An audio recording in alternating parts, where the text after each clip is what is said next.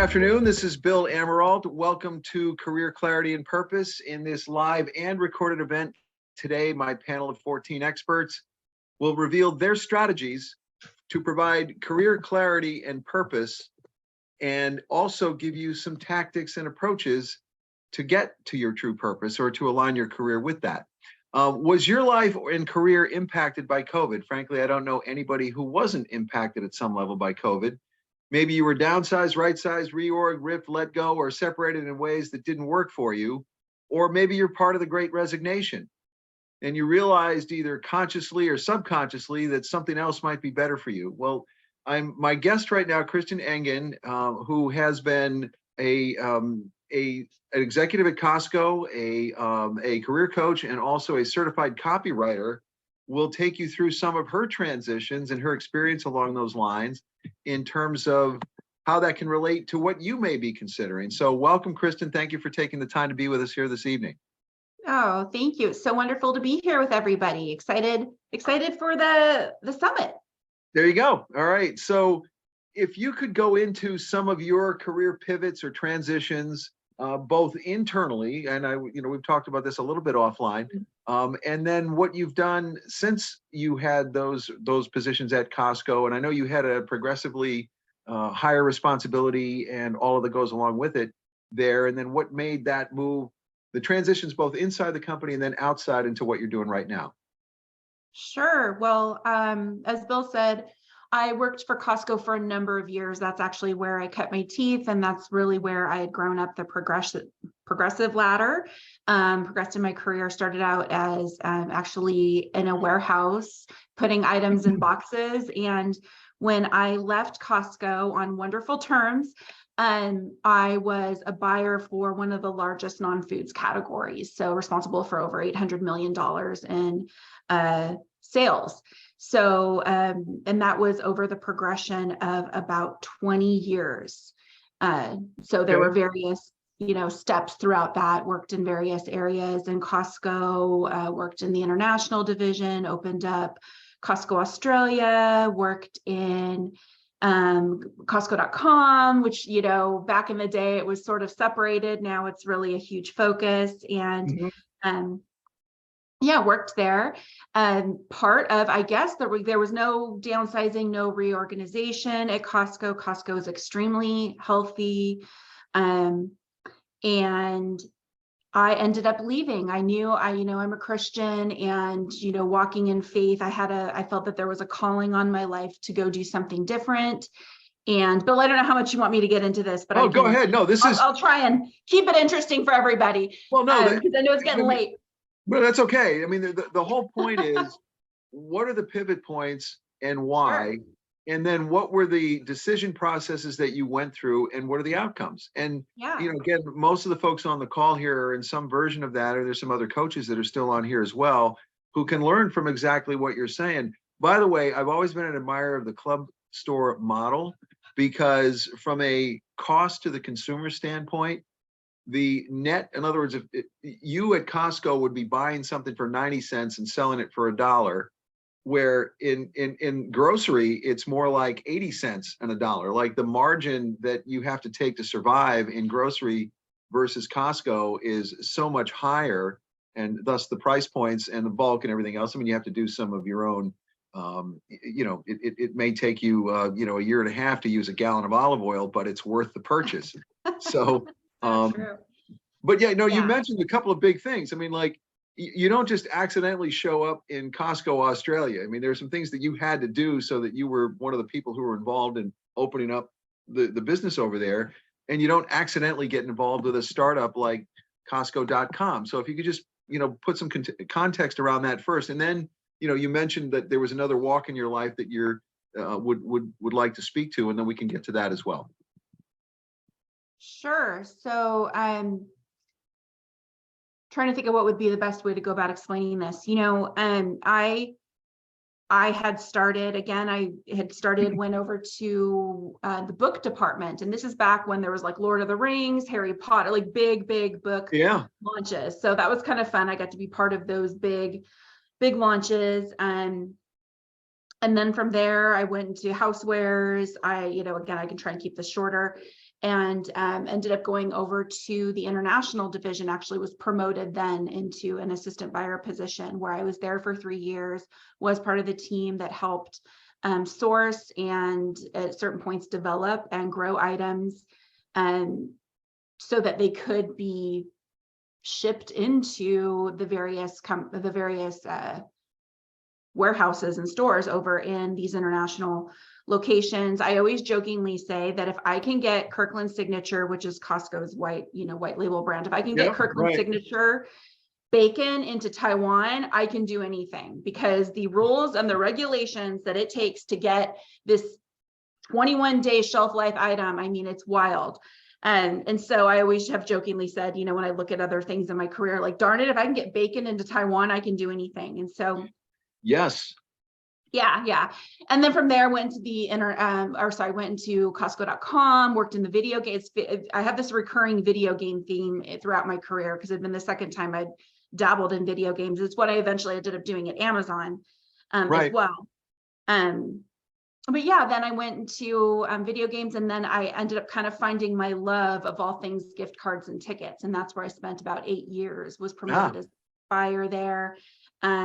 Realizing that that's actually what lends super well into my copywriting career, because I had to really work with a number, you'd be working with the CEO of 24 Hour Fitness, selling him and rolling him on a program. And then, 10 minutes later, you're talking to Spooky Sue, who works in a local haunt, and you're having to kind of learn their vernacular. So it's a lot of, swivel seat and pivoting and learning different people's or different companies and different, I would say, entirely different business structures, vernacular. And so, from there, then just continued to grow. Most recently, when I left Costco, I was working in the furniture department, which is a huge, sizable department. And so just knew that I was being called and leaning into that. So I took a year off. I wasn't, it's funny how you're not 100% sure when you're leaving, because there's such security. And whether that be by your decision to leave, or if you are, as we're seeing right now, your job is being, eliminated, redundancies are out there, whatever the reason may be. There's that, there's that uncertainty of, do I want to go into entrepreneurship, or do I want to potentially go back into another company? And for me, I took my first original stab at entrepreneurship, and then worked as an entrepreneur with she actually was a job coach. So I worked and helped her stand a few of her programs out. And at that point, I wasn't 100% certain if that was what I wanted to do. And so that's when I ended up going and working at Amazon, was there for about a year, a little under a year, and was responsible for the Microsoft Xbox relationship in Amazon. Right. Yeah. And then that's when I just knew, I'd realize, Amazon, I just say retail in general is not for the faint of heart by any means, but it was that year at Amazon where I was so fortunate. I worked with a great team. I had an amazing manager. But throughout it, that's when it had become more clear to me that I wanted to do something different and something more creative, which, that's, when you're in tech, you can be creative in tech. My brain doesn't necessarily work that way, but I think there's a lot of creativity in tech, but it's all in how you view it and how your chemistry is made up in your mind. And that was just something that I knew that I wanted to finally take that leap and step out and do my own thing. And so that was earlier this year. The major pivot point and this is how you and I met at the time that you were, getting into this, and how did that, what did you do in order to, put yourself out there, put a shingle out there for yourself, generate clients, and all of those other kind of things that go along with starting your own business after you've been an employee for as long as you were? It's so different. It's just, it's amazing. And I'm somebody that likes structure, and I'm generally a high fact finder. So me stepping out into this new world where there isn't, the structure is there if you create it. It's a different mindset. It's a different, I would just say it's a different, it's a different game that you're Right. playing. But no, I originally, when I knew I was leaving Amazon, or my time to Amazon was coming to an end, I had signed up for a program that helped teach and train on summits. And I Mhm. actually ended up doing 2 summits of my own, similar to what you're doing today. Right. Mine were pre-recorded and emailed out, but I did those, and really kind of got the bug for interviewing people and talking with people, and also realizing that, as I've always seen, people aren't selling themselves correctly, or they're not putting their best foot forward, or even when they're trying to build up their programs. That's just something that I did for years at Costco, was build programs, and I could just see those gaps. And that's sort of what led me to get into copywriting and to get my copywriting certificate, and really just push into that, because first of all, I love it. It's really fun to really kind of tease out what's really happening with programs, and it's really leaning into what I did really well in my corporate position, or my corporate career, and being able to help people, because there's a way to crafting, converting copy that I don't think that necessarily comes naturally to people. And the reality is nobody wants, no, you can actually help people, but when it comes to yourself, you're like, I don't know what to write about what I do. I don't know how to explain what I do. I just do Right. it. That's it. If I had to write a manual about it, I probably could, but it would take a little. But as you're saying that, this is a common theme that I find among people, is the quote unquote superpowers that they were born with, that God gave them, don't easily recognize, or if they do recognize them, they kind of take it for granted. Oh yeah, I do this. And it's like, well, wait a minute. If people are coming to you because they know your expertise in handling certain situations, notice that. I mean, I have this conversation with my daughter all the time. At the age of 5, and I'm not making this up, she went over to a friend's house, or actually my friend's daughter's, we went to my friend's house, and she completely reorganized in less than 2 hours a 6-year-old's room that was a complete disaster and a mess. And when my wife and I moved to Texas, she came to the space that we moved into in about 5 hours. It was completely organized, and a bunch of stuff was being thrown out and given to charity. And I've said to her, look, girl, this is your superpower. This is something that people will handsomely pay you for, to take that off their plate. And I'm saying this obviously not just for you, but for everybody who's listening. What are those superpowers? What are those things that you've been doing for years, that you like, that you're good at, and then we'll figure out that you can get paid for them. And certainly the world needs them, because people have been coming to you for that kind of advice, or that kind of thing. I mean, I know people who do tax returns for nothing, just because they, for some reason, I don't understand this, like doing tax returns. And which is okay. I guess if it's a family member, that's one thing. But hey, monetize that if for some reason that's what you're good at. So from a copywriting standpoint, and this is more recent, correct, in terms of this pivot, how has it been? What's the trajectory, and what kind of traction are you doing? Because there are people on this call, or who'll be listening at a later point, who'll be considering putting out a shingle, opening their own business, or getting with a much smaller company or an agency to do some of the things that they've been good at through the years. If you just speak to that in terms of how that pathway has gone. Sure. So there's a couple things there. So I think that one of the things leaning into your superpowers, and I think you touched on that, Bill, too, is there's such a, I don't want to say fallacy, but there's such a, you assume that because it's easy to you, it's easy to everybody else. Yes. Huge assumption. Everybody makes it. I make it. And it's not. And I think getting with, talking with a coach, talking with your good friends. And I always think your good friends, unfortunately, they love you and they want the best for you.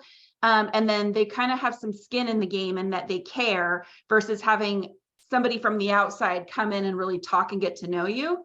A a lot of times that's where they can uncover what those things actually are, because your friends are probably used to it now too at this point. Yes. You know, they don't see it. So that would be something that I would say leaning into, and like Bill even shared, you know, talking about, okay, here's the thing. You can be super good at something and not enjoy doing it. So I think that exactly right. There's a key there to figuring out sort of, and you figure out like the diagram of like, what do you enjoy doing? Like, what could you talk about if I just were to say, hey, come on live with me right now, and not even give you a script, nothing, not even give you questions, and you could literally talk about it for hours, unscripted, right? That's usually a good indicator of something to start looking into, is like something that you're naturally interested in, that you're passionate about. Right. Then talking about, you know, then what are you naturally gifted? Because I believe that we're all born with inherent gifts and talents that we are expected to utilize and to grow and to multiply.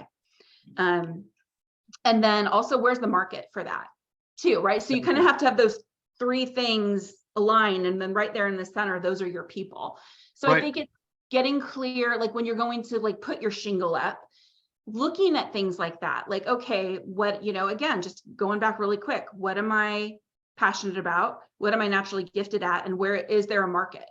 And it doesn't necessarily need to be, you know, I always say that Brooke Castillo, she's the founder of the Life Coach School, and she'll say, you know, people have their passion projects, and that's great, but do those people have money? No. Then find the people that do have money to pay you, so that you then can go out and take care of your passion projects, because you're just sending them good wishes at a certain point. So I didn't mean to go off on that tangent, but I've been thinking about that a lot lately.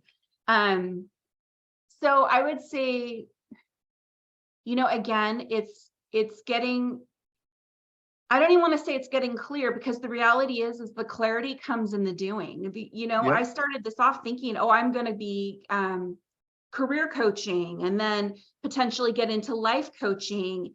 And then throughout this, as I was working on my copy, I was like, well, this is really easy to me. And, you know, is there a way that I can start to, you know, somehow form all these three together? So that's really the progression that it went, or that it went over this past year of gaining that clarity. And, you know, again, just being completely honest, that's never how I want to go about learning anything, or, you know, I want to know what the path is, where I'm going, how I'm getting there.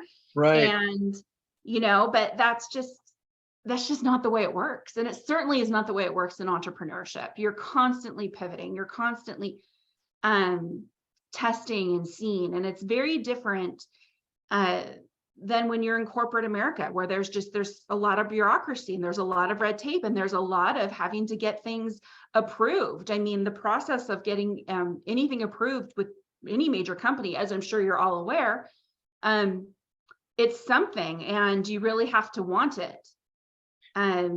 Versus now it's sort of like, well, I'm the approver. It's me, myself, and I. And and as you're saying this, I spent several years in the pharmaceutical industry, and also in healthcare and consumer products, primarily from a marketing or product development role, from a commercial standpoint, not from an R&D standpoint. And working with legal, medical, and regulatory to get things approved was let's just say, a thorn in my side. But you know, you had to do what you had to do, because you don't want to leave the company exposed. But it still was a way more difficult process, let's say, than I felt it needed to be.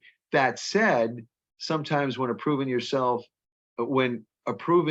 things for yourself without another pair of eyes, you know, becomes easy, but it becomes maybe not the best that it could be, because other perspectives do add value.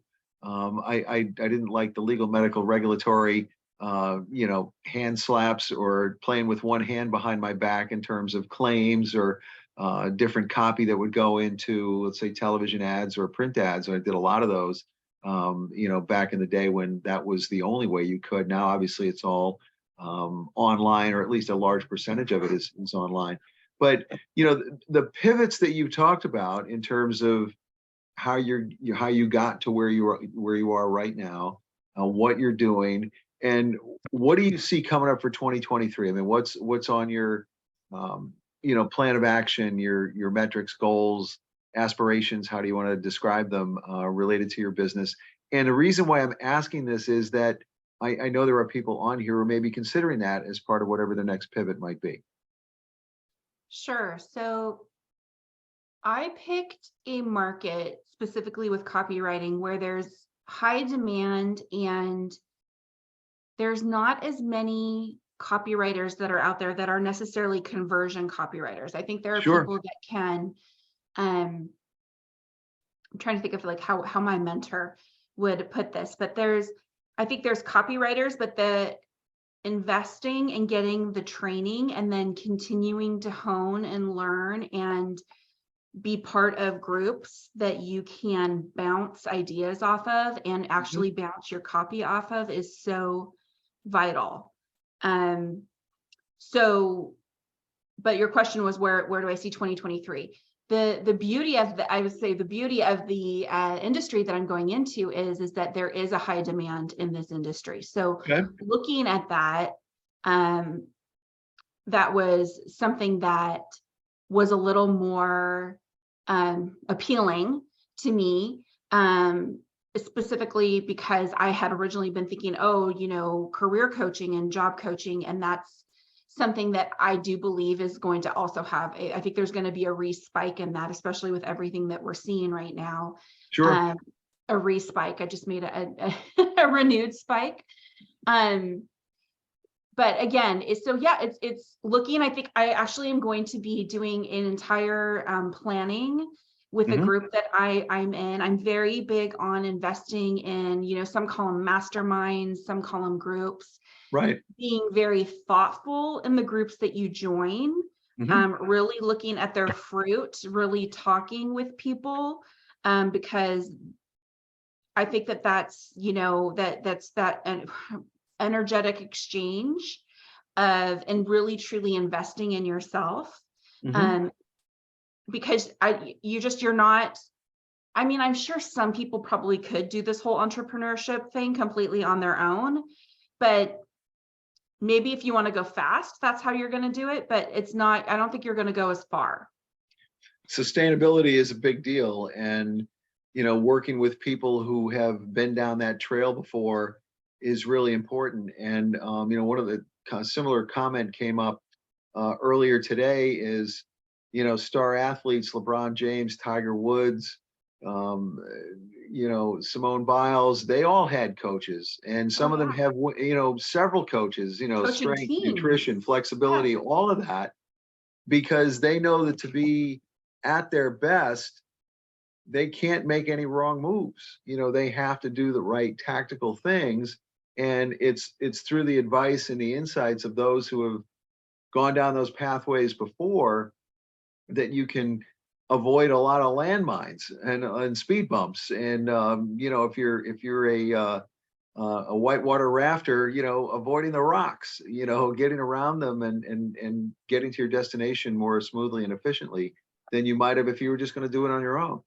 So I know that, some of the things that you mentioned, even in your Costco days, were, related to coaching and mentoring and things like that. And if I could ask you to provide a couple examples where you either had clients or colleagues who were going through pivot transitions in their careers, and how did you work with them? How did you support them? And I guess, how did you give them permission to create the career clarity that they may have been looking for, much like what you've described in terms of your pivots?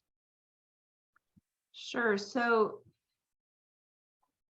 I think when it comes to just getting that career clarity and getting that pivot, again, making sure that who you're talking to is a safe source where you can truly just sit there and be honest with them.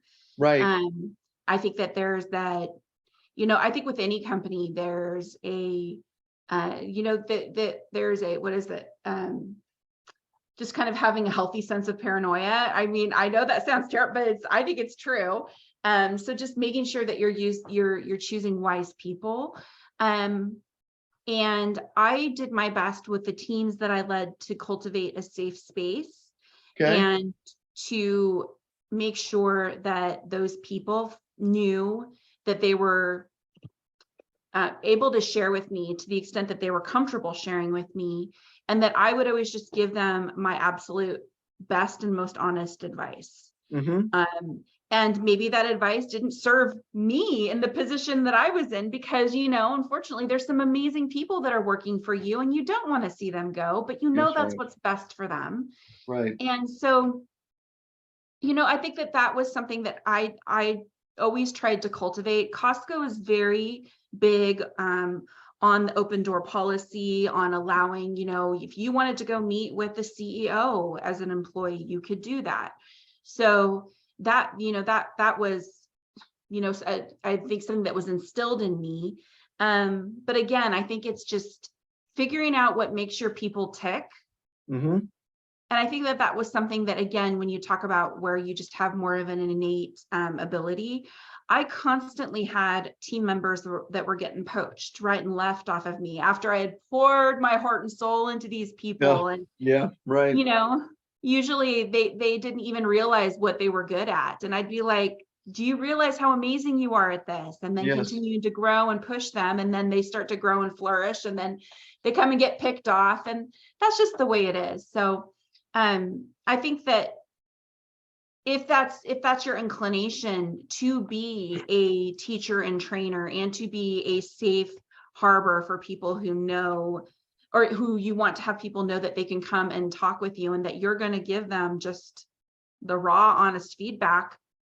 And then I always, when I had a mentor, I didn't want anybody, blowing smoke. If I screwed this up, tell me how I screwed it up. That was always just, that's kind of that's always been my tactic. I always say I'm the tough love big sister who's just gonna, love on you and then just tell you how it is too at the same point. Right. Politely interrupt and do so. Look, if somebody's really looking for your perspective and advice and an opinion, and they're sincere about it, they don't want watered down feedback. They want, what's the straight answer and why.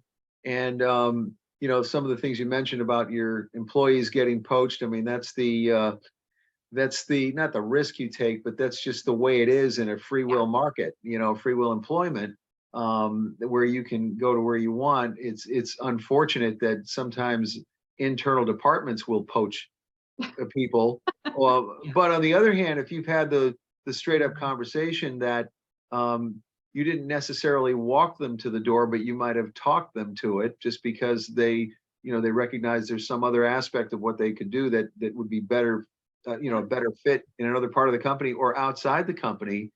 That's all good, because all of that comes under the heading of don't burn any bridges, both directions. And clearly you had the integrity to put that out there.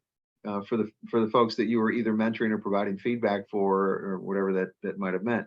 And when you were working with clients as a career coach, and as you're working with clients now, in terms of copywriting, examples of how you've created, positive outcomes, and, something that you would want to impart on the folks who are listening in right now. Sure. Well, I think the number one way to create a positive outcome is to really sit down and listen. Because it's kind of sad, but it doesn't feel like, I think a lot of people feel like nobody's listening to them anymore. So to truly have a coach, to have for me, it's, I as a copywriter, just to sit and listen to what it is that they are dealing with and that they're struggling with. And to kind of get into the weeds with them with it, and wrestle around with them with it, and to really have that clear, focused time where you are just focusing on them and you're giving them your best. I think that's just worth gold. That's worth gold. There's a listening part, which goes back to the old saying that you have two ears and one mouth for a reason. Yeah, and but from the listening then comes, and that's am I supposed to know that? Yeah, no, but did I mess it up, Bill? No, you haven't. I'm just, in your experience and based on the kinds of circumstances that you're that you're providing, from the listening comes a point of either resolution or redirection or shift, however you want to describe that. The And solution. again, Yeah. if you think of some examples that would fall under the heading of, career pivots or pivots within a particular job so that the person became more, let's just say, higher performer, for lack of a better phrase. And then how did that carry on, within your relationships going that way? So I think a big part of it, and again, this is just more me and my background of being a manager, is again, figuring out what your employee is good at. Right. And what they're naturally inclined to do. And if you can, because sometimes you can't, sometimes you don't have the wherewithal to be able to do this, but if you can focus them in that direction where they're going to be amazing, where they're going to deliver, then you can look and start structuring your team so that you can have your employees working where they will deliver their best work, where you're going to be a much more efficient team, where you're all going to work with each other. So there's that. I think though that there's always going to be the part of the job that nobody enjoys doing. Right. And I think the best thing that you can do is, like, for me, I always jokingly said that I would make certain aspects, like when I would used to have to manually place POs, and this is like over 20 years ago, I would kind of make it a game for myself. And so I would share that with my employees, like, what is a way that you can, now it's called, you hear everybody talking about gamifying now. And I guess I was doing that back then. I just made that connection. But what are ways that you can incentivize them? Or if you can create a game. And I'm not talking, because there was once this person that put up like this whole thing. It reminded me of like a kid's chore sheet. And then she put it on the outside. And to me, I actually felt like that was kind of embarrassing and demoralizing personally. Right. In that certain circumstance, then you go to work at a tech company and everything's up in there and there's all the different colors. And then I'm like, oh, well, maybe I was the wrong one there. But I think it's knowing the culture and knowing the area. But I think that's part of it, is like figuring out, and then, or just telling them, look, this is part of the job, and we need to find a way to make this as simple and painless for you as possible, or you're just going to have to kind of grunt it out. I mean, there's that too, to get to the part that you enjoy doing. Right, exactly. So any specific recommendations that you would have for those who are either in the middle of this process, considering it, meaning, a transition or a pivot or a bit, especially the bigger ones that you've talked about, and recommendations that you would have? So pivoting to a new company or pivoting to an entrepreneurship? Well, let's do one first and then the other. So the new, a new company first and then an entrepreneurship after. So pivoting to a new company, it's 100% your network is your net worth. I mean, and that's the truth with your entrepreneur going out into your entrepreneurial path as well. But the reality is I think like 80% of the jobs that are out there aren't even posted. You're not seeing them. They're either being filled internally or they're being filled by people who And so I would definitely start leveraging your network of any of the people that you've ever worked with. Set up coffee chats. Set them up regularly, even if you're not even looking right now. Now is the best time to be setting up all of those chats. So, when I knew that I wanted to get back, or when I knew I was going to start interviewing for Amazon, I kind of said, I want to go, I kind of put my idea, it was going to be Amazon, Starbucks, and Google. Like those were the three that I was really kind of zeroing in on. And I just started leveraging my network of people that I knew or people that I knew, and then started just connecting with people. And then at that point, 9 times out of 10, they'll either then ask you, and especially doing this from a genuine place, 9 times out of 10, they'll ask you, well, are you looking? And if you are looking, great. If you aren't looking, still doesn't hurt to look. right? I mean, you're right. not getting married to the job. So I think that that's another way to that's another easy way to just get your name out there and to start networking with people. And I'm telling you, LinkedIn is, I mean, what is it? It was in there, like 40 million people are on LinkedIn each week, and only 4% are actually posting. Yeah, some ridiculously low number, Yeah. and there were 875 million. At least that's the last number I saw. That are, that use Yeah. LinkedIn as their professional online service. And one of the other speakers earlier today said, I don't even have a website. Everything I have is on LinkedIn, Yeah. because people can more universally access it, and it's in a format and a layout that people are interested in. I want to get back to one of the comments you said, that you had the three major companies that have a big presence in the Seattle area. Yeah. Totally understandable why you were, Yeah. except for maybe salmon fishing or the Seahawks, that was, totally understandable why you wanted to work for either of those three or network into one of those three. One of the things that I coach my clients on is to ask people within their network for advice.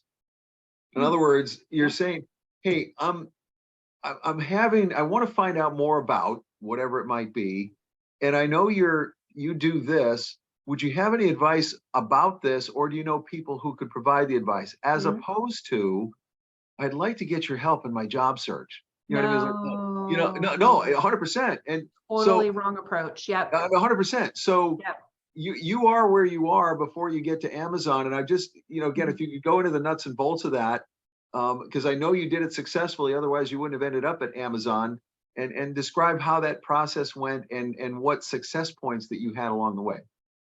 Sure. So, when I knew I wanted to get back into corporate, I looked at my network and I immediately reached out and started connecting with people who I know had previously been at Costco, who were also out there in the wild. I would jokingly say they're out in the wild now. Yeah, right. Yeah.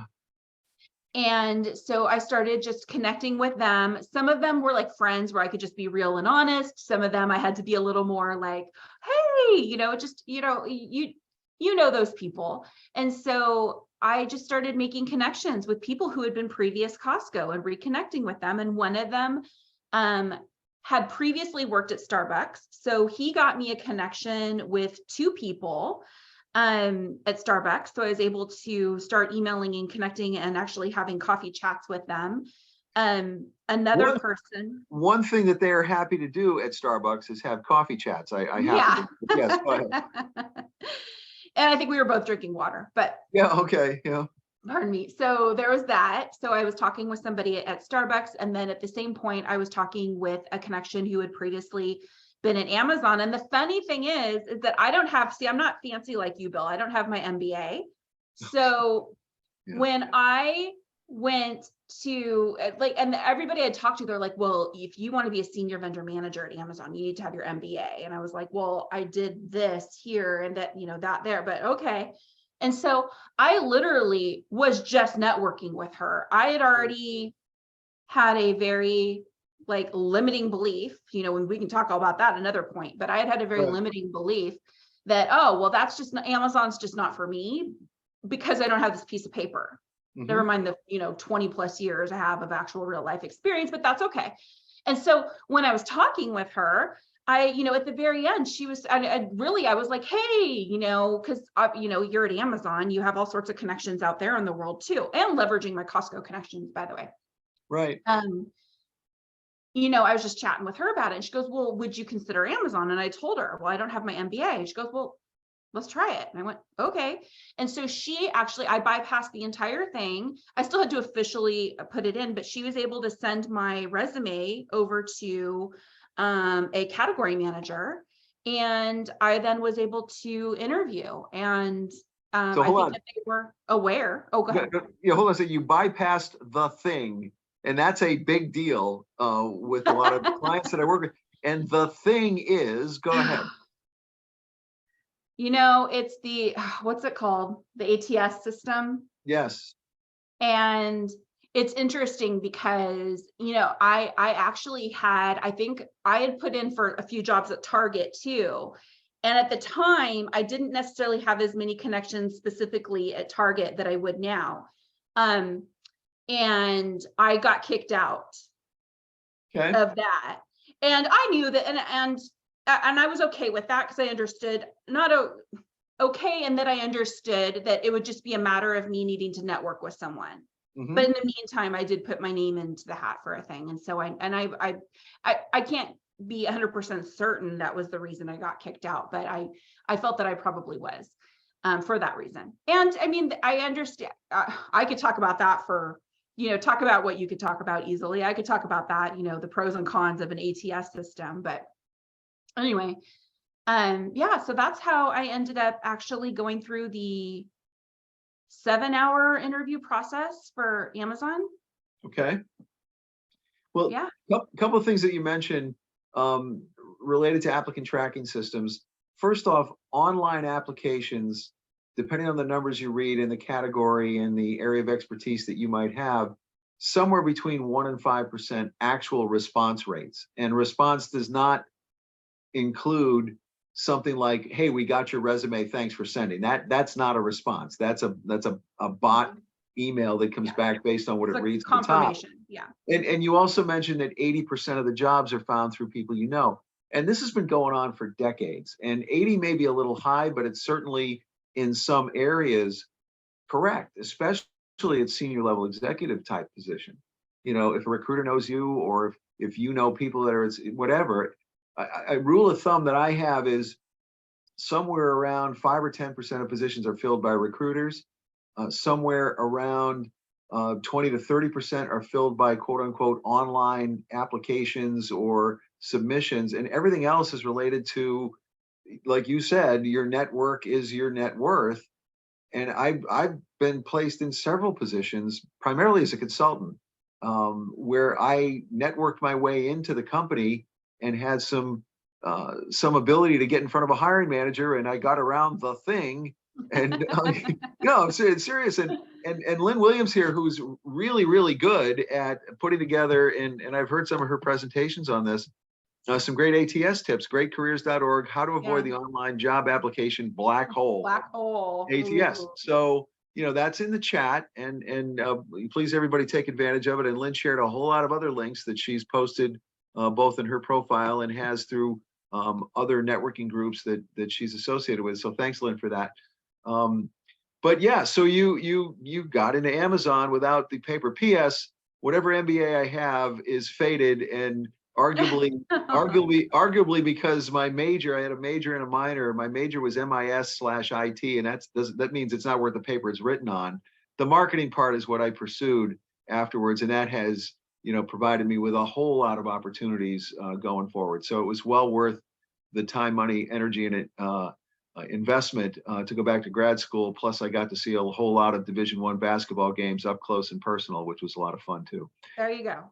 Yeah. So, yeah. So I'm going to ask those who are listening or watching in to ask any questions they may have of you, Kristin, and then I'm going to speak to one other thing about potentially, and you may not have here, working with clients who are either considering or on the verge of retirement, which is another huge pivot point in people's lives and careers, and thought you may have on that, if that is applicable. It's funny. I'm working with a client right now where I wouldn't say that. It's more about looking into the legacy that you're leaving. Yep. And to me, I think that's, again, of course, you're going to have people that are going to work with you through all of your, finances. They're going to work with you, hopefully for your will or having a living will. I think that there's a lot of things that need to be buttoned up and figured out. I would say even prior to, most likely, if you're looking to retire. Sure. But I also think that there's the intangible of what is your legacy and what is it that you're planning on leaving your mark on for, your family or for your community or for your industry, or all three. And I think that that's really neat and something that is worth looking into. Or what I think might even be, more fun is, how are you going to start focusing on that and building that once you have retired? Because now Right. you will have the time. Or like Bill, I know you do the consulting, and I know that there's a ton of executives that they get into consulting because they just go in and just share what's interesting to them and what they're passionate about. And so I think that there's a lot of opportunity to really still be extremely impactful, to share with the next generation everything that oh my goodness, the years, the wisdom, it's amazing. And so that's more what I would have to share about that. Okay, great. Any other thoughts, comments, or, kind of put a bow around the conversation that we've been having before we move on to my next guest at the top of the hour? And I want to say thank you again for taking the time out of your copywriting schedule to be with us here today. And how can people reach you, by the way? I forgot to ask you that. Sure, but LinkedIn is probably Kristin Engen on LinkedIn. Okay, great. Yeah. There's a link there where you can talk about not having a website. I'm actually working on my own website. Yeah, I think that if you're looking to career pivot, two things. First of all, I would just highly recommend you just start networking. And then the second thing would be, me personally, I think there's such a value in getting into working with a coach Mhm. and getting into a community of other people who are looking for, looking for a change, looking for a shift. I think it truly is. I'm learning more and more, or I've been in enough groups where it's like job searching is becoming a team sport. Yes. And get a team there with you who's working with you, who has also connections there too. So that would be my encouragement. Yeah, and as you say, job search is a team sport.